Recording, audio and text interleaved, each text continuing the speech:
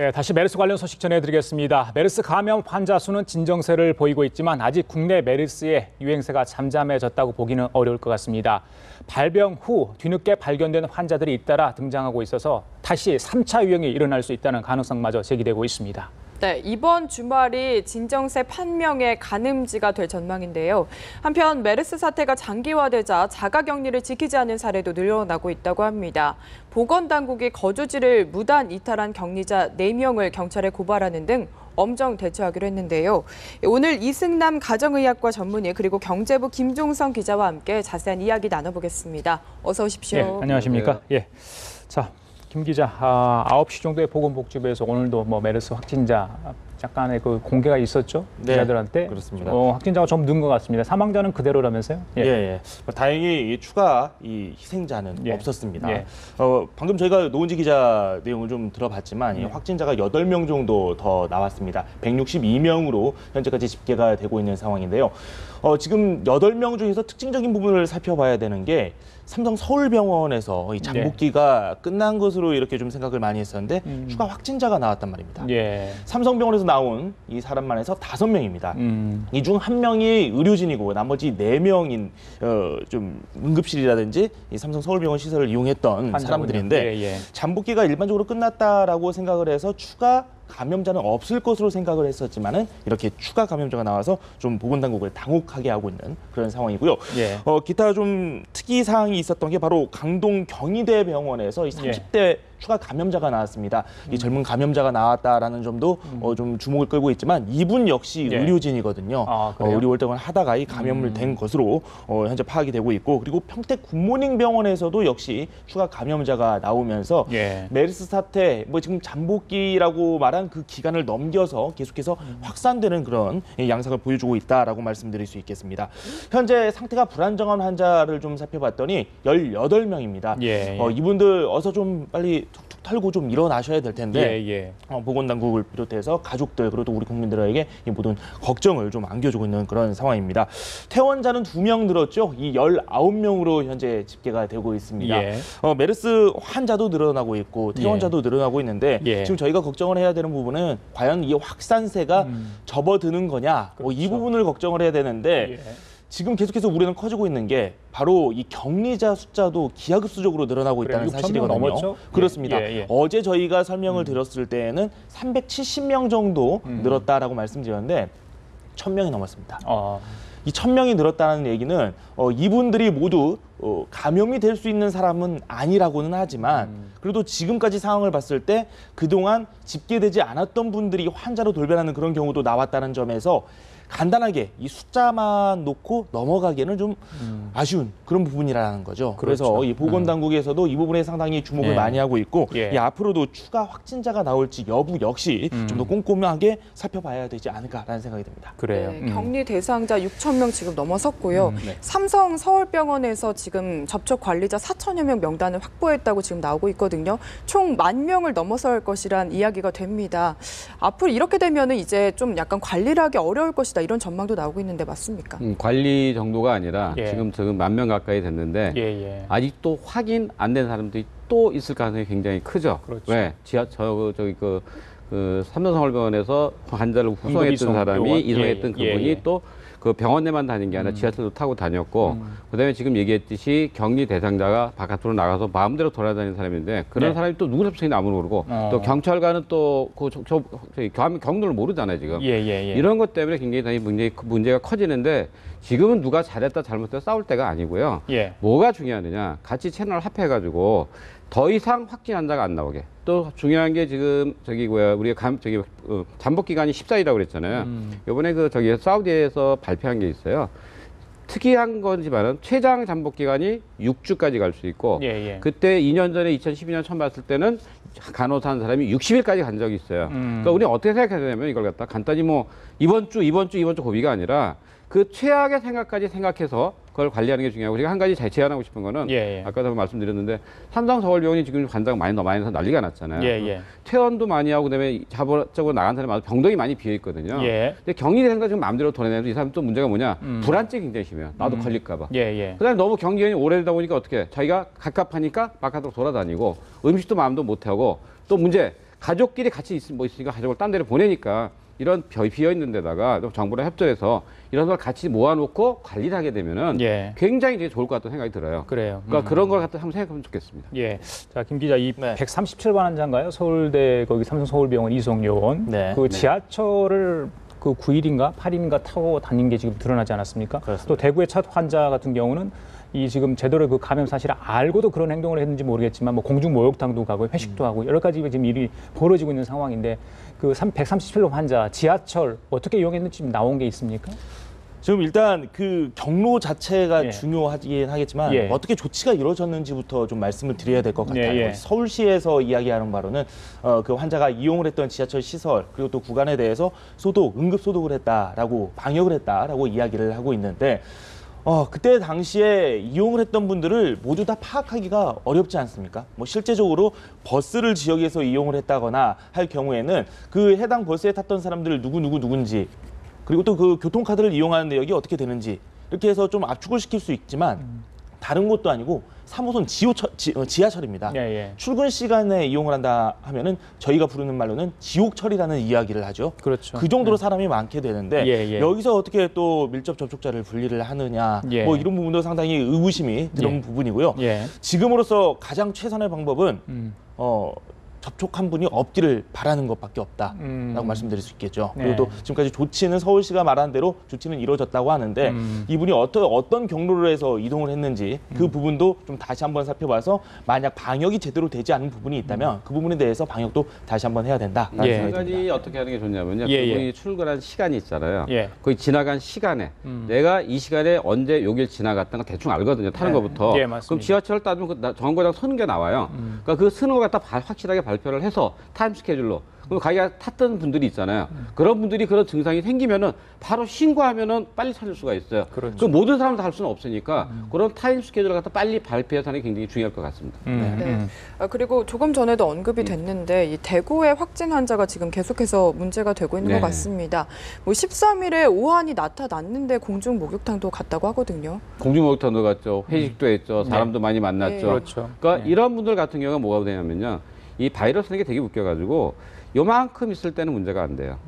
이만까지는 괜찮은데 지금 그 사람만 고열나기 시작할 때는 바이러스가 이만큼 나온 거예요.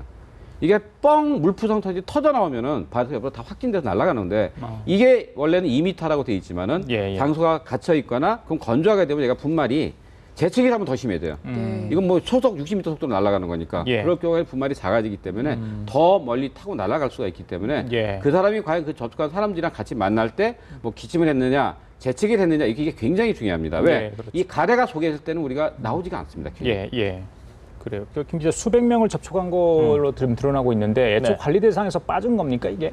어제도 제가 관련 속보 전달을 했었는데 예, 예. 참 이분 행적에 대해서 좀 궁금해 하시는 것도 네, 예. 많고 그리고 또 저 자체로도 상당히 의구심이 예, 많이 예, 드는 게 예. 이분이 어머니가 삼성 서울병원에 예, 예. 입원해 계셔서 누님이랑 같이 찾았단 말이죠. 맞습니다. 그런데 누님은 이 확진이 돼서 대전에서 격리가 돼서 치료를 받고 예, 있습니다. 예. 근데 이분은 대구에서 가 있는데 왜 어떻게 이분이 빠졌는지 보건당국에서는 이야기를 하는 게 자꾸 이렇게 누락되는 부분이 왜 누락이 되느냐라고 했을 때 응급실에 계셨던 분, 그리고 또 환자, 예, 뭐 예. 이런 부분들이 최우선적으로 챙겨야 될 사람들이고 상대적으로 그리고 또 뭐 가족이라든지 이런 부분에 대해서는 소외될 수 있다라고 이야기를 했는데 예, 예. 지금 현재 이렇게 상황이 안 좋은 상황에서는 이거는 다 핑계로밖에 보이지 않는 거죠. 예, 예. 그리고 그 대구시에서도 자체적으로 좀 조사를 했다고 합니다. 대구시장이 직접 나서서 이 경로라든지 이런 부분을 다 확인을 좀 일부 했다고 하는데 예.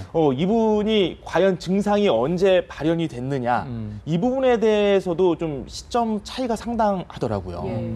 이분께서는 이 증상이 좀 발현돼서 뭐 15일에 보건소를 찾았다고 하는데 주변 분들 이야기를 들어보면 그 뭐 사흘 전부터 보건소를 찾기 사흘 전부터 기침을 심하게 하더라. 예, 마스크를 쓰고 다니더라. 예. 뭐 이렇게 이야기를 했다고 하는데 예, 예. 이분께서 들른 곳이 한두 곳이 아니라는 점입니다. 음. 회사뿐만 아니라 회식도 했다고 하는데 뭐 일부 언론에서는 술잔 돌리기까지 했다는 이야기까지 나왔죠. 뭐 이 부분은 정확하게 확인이 되진 않았지만 그 부분에서 만약에 감염이 됐다고 한다면은 예. 병원 감염이 아니라 저희가 가장 우려하는 내용이기도 하죠. 지역사회 감염이 될 수 있다라는 점입니다. 그렇죠. 그리고 이분이 공무원이기 때문에 또 여기저기 활동을 하시면서 노인정에 가서도 활동을 또 하셨다고 하는데 그곳에 계셨던 노인분들도 한 130여 명 정도 된다고 하거든요. 그래요. 그렇게 된다면 지금 나오는 희생자분들도 고령층이 상당히 많은데 예. 지금 노인분들 면역력이 약한 상황에서 이분들도 만약에 밀접 접촉을 했을 경우에 예, 예. 감염 가능성도 있는 상황이기도 하고요. 예, 그리고 예. 하나 더 공중 목욕탕을 또 가셨어요.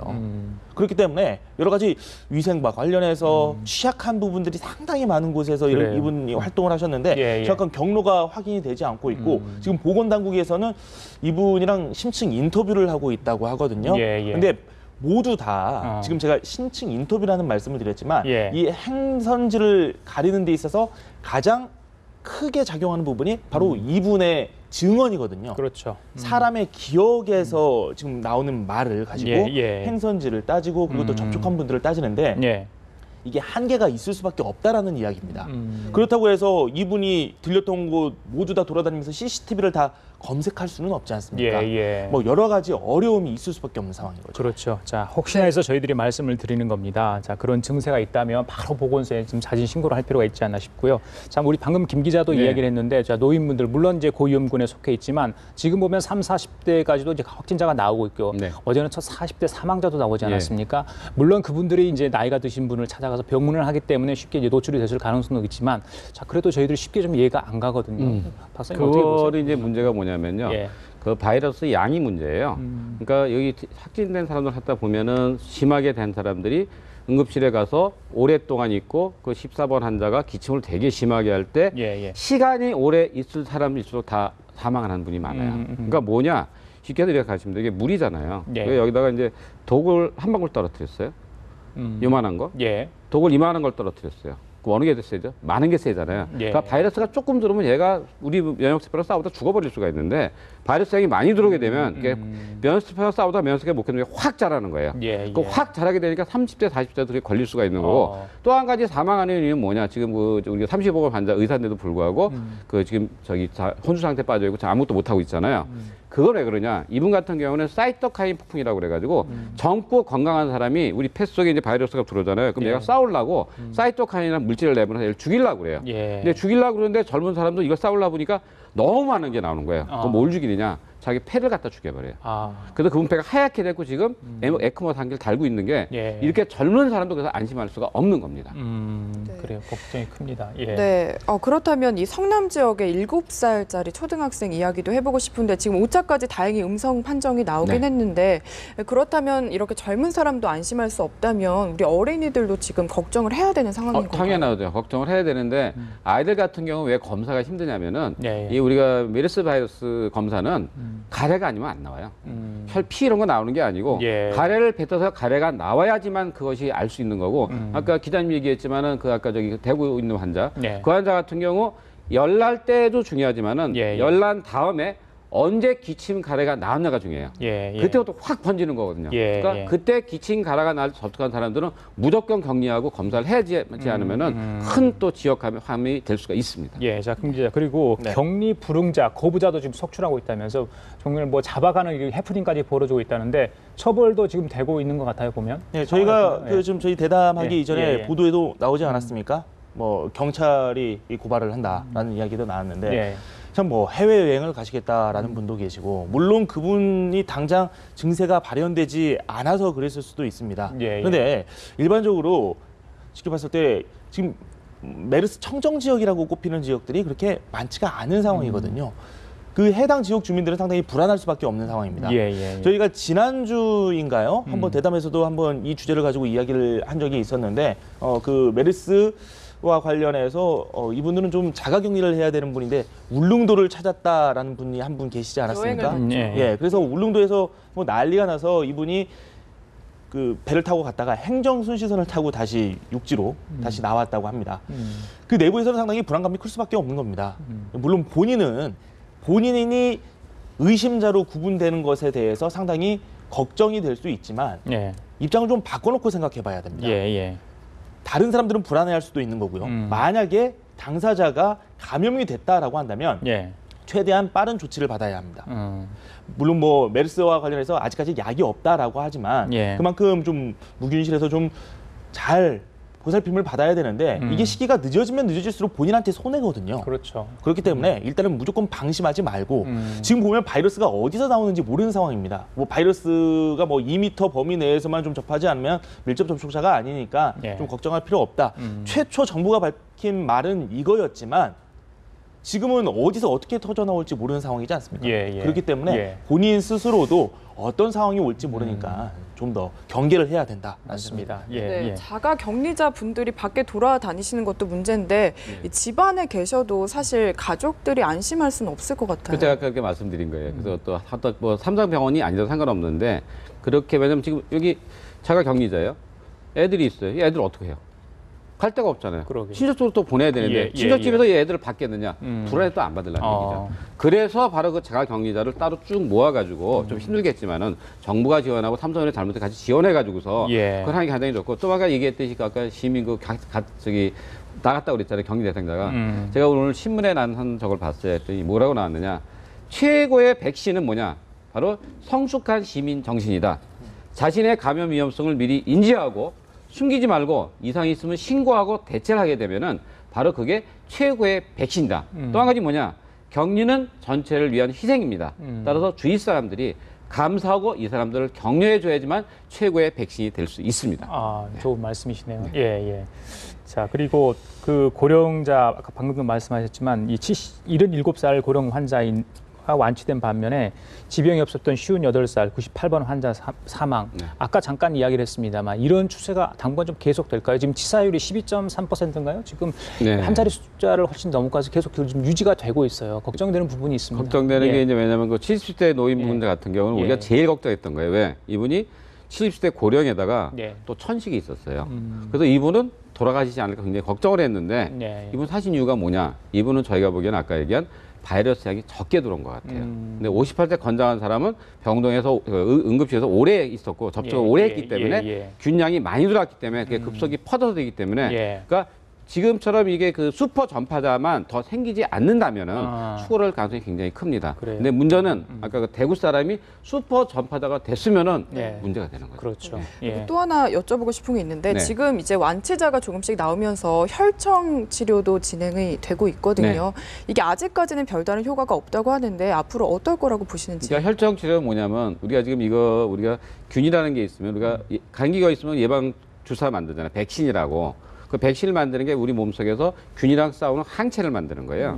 근데 완치된 사람이 된 사람의 속에는 이 그 메르스 바이러스랑 싸우는 항체가 생겨 있을 것이다 하고 유출해서 그걸 갖다가 피를 빼서 거기 혈청만 다시 넣어주는데 이 효과가 별로 지금 없는 것 같아요. 그래서 이건 아직 연구 진행 단계이기 때문에 난 사람들이 자원에서 혈청을 갖다 제공하더라고요. 굉장히 좋은 희생 정신이에요. 하지만 조금 시간을 봐야 될 것 같습니다. 알겠습니다. 보건당국에서도 이야기를 했던 게 그 해당 치료에 대해서는 보건당국이 결정할 사항이 아니다라고 명백히 또 이야기를 했었죠. 의료진이 가장 정확한 판단하고 그분들에게 신뢰를 한다고 했기 때문에 그분들이 결정하는 대로 한다. 하지만 아직까지는 효과가 없다는 점은 좀 알아줬으면 좋겠다. 그리고 지금 해당 치료를 받고 계셨던 분, 맨 처음에 치료를 받았던 분이 두 분이죠. 그 의사, 삼성서울병원 의사분과 그다음에 평택경찰관 두 분한테 주입을 하는 시기가 상대적으로 좀 늦은 게 아니냐라고 이야기까지 했는데 그만큼 의료진의 판단 한 가지는 또 있어요. 왜냐하면 이게 자기가 병을 앓고 나잖아요. 병을 앓고 나면 그 항체가 바로 생기는 게 병이 있고 좀 늦게 생기는 병이 있어요. 그러니까 그 발현도 따라 달랄 수가 있기 때문에 그 혈청 제공하는 분들이 지금 말고 한 1주나 2주 있다 한 번 더 제공해서 한 번 더 치료해 보면은 굉장히 좋은 반응이 나올 수도 있습니다. 그 원사분은 언제든지 자기 혈장을 필요하면 이렇게 가서 도와줄 수 있다 이런 이야기까지 하지 않았습니까? 자, 마지막으로 김동준 기자, 어제 밤에 그 독일인 그 완치자, 메르스 완치자인데 이제 사망을 한 것 같아요. 근데 이제 그 접촉했던 분들은 다 음성으로 나왔다고 그래요. 이 저희들 지금 우리나라 상황하고 좀 많이 차이가 있는데 어떤 게 좀 달랐을까요? 글쎄요, 그 우리나라와 물론 뭐 기후부터 다르고요. 그리고 또 사회적인 구조 자체도 다르기 때문에 좀 뭐 의료 체계라든지 이런 것도 다르기 때문에 그런 부분에 대해서 좀 주목을 해봐야 되지 않을까라는 생각이 드는데 상대적으로 좀 독일은 차분한 모습이죠. 그런데 우리나라 같은 경우는 지금 환자가 기하급수적으로 좀 많이 퍼져 있는 상황이고, 그렇죠. 그리고 사람을 대하는 자세 자체도 다르기 때문에 아무래도 좀 사람과 사람이 만나는 접점 뭐 이런 부분도 다 다르기도 하고요. 그래서 좀 감염 자체가 상대적으로 좀 독일 쪽에서는 음성 판정이 좀 나오기도 했고 그렇지 않았나라는 생각도 듭니다. 그래. 좀 자세한 내용은 앞으로 상황을 좀 지켜보고 이야기를 게 더 옳을 것 같습니다. 알겠습니다. 자, 지금까지 이승남 가정의학과 전문의 그리고 경제부의 김종성 기자와 함께 얘기 나눠봤습니다. 오늘 두 분 감사합니다. 감사합니다.